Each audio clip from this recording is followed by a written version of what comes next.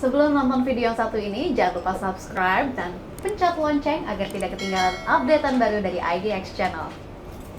Pak Adi, seperti yang tadi disampaikan, sebetulnya upaya-upaya pendampingan dan juga teknologi-teknologi yang diberikan lah, ataupun mungkin diperbantukan dari pemerintah kepada petani garam domestik, apakah itu kemudian masih kurang sehingga pada akhirnya teman-teman industri masih menyimpulkan bahwa garam-garam domestik kualitasnya masih belum mumpuni, sehingga yang diserap hanya 10% saja. Baik, jadi kalau kita lihat pemerintah telah berupaya ya, antara lain ekstensifikasi dan intensifikasi. Ekstensifikasi, pemerintah mendorong pelaku usaha untuk investasi penambahan pembukaan ladang garam baru ya di NTT, di Nagakeo, di Kupang dan lain sebagainya. Nah, ini sudah bertahun-tahun sudah didorong. Pada waktu itu memang bertahun-tahun terjadi masalah sengketa lahan dan lain sebagainya, sehingga banyak pelaku usaha yang mundur karena masalah itu. Nah, kemudian Kemenko Marves sudah turun tangan dan sudah diberikan bantuan.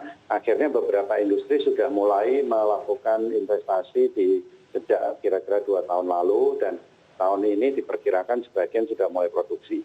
Namun demikian terjadi permasalahan lain seperti mahalnya biaya logistik, karena infrastrukturnya jauh mahal, logistiknya mahal, karena industri makanan minuman kebanyakan ada di Pulau Jawa, harus ditransport ke Pulau Jawa, dan kemudian terjadi biaya yang sangat mahal. PT Garam misalnya mencontohkan, untuk produksi PT Garam di Kupang itu biaya logistiknya sekitar Rp600, sedangkan harga garamnya sendiri sekitar Rp400-Rp500. Nah, ini yang terjadi fakta di lapangan.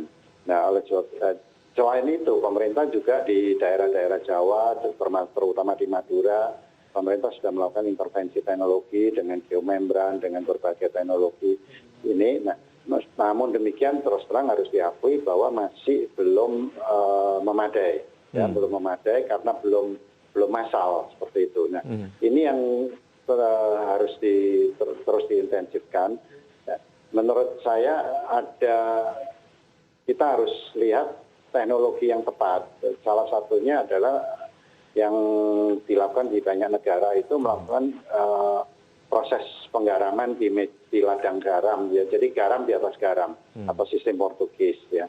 Dan sedangkan saat ini banyak petani kita yang melakukan pembuatan garam itu di atas tanah, di tanah liat, ya, seperti itu. Nah, ini yang menyebabkan mutu tidak sesuai atau rendah, ya.